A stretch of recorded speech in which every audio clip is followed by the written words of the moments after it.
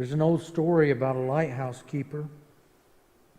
He worked on this really rocky stretch of coastline, and every month, at the beginning of the month, he would receive a supply of oil to keep the light burning, so the ships would see the lighthouse and they would steer clear of the rocky coast.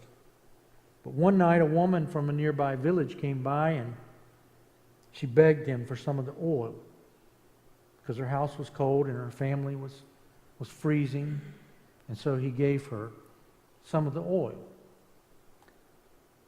Then another man came by, a father with small children and a wife at home, and they had run out of oil for their lamps.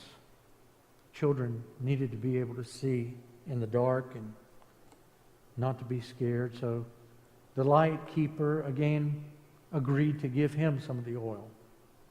And then another man came by, and he needed some oil to lubricate the wheel of his cart so he could bring supplies back from town. All these requests were legitimate, and the lighthouse keeper felt like he was helping each of these people. He tried to please them all. He tried to meet all their requests. And then, before the end of the month, he realized he was running low on oil. And he ran out of oil.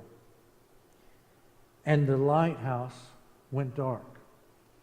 And as a result, that evening, several ships were wrecked and a number of lives were lost.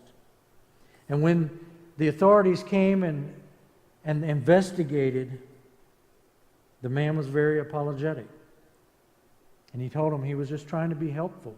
He was trying to help all the people in need.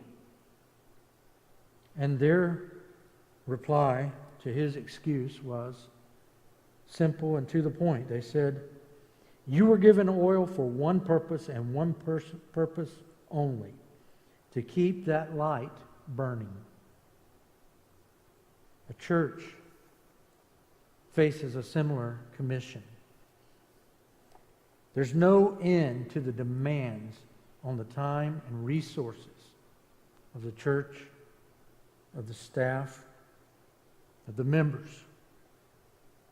And the result may be that the foundational purposes of the church are neglected.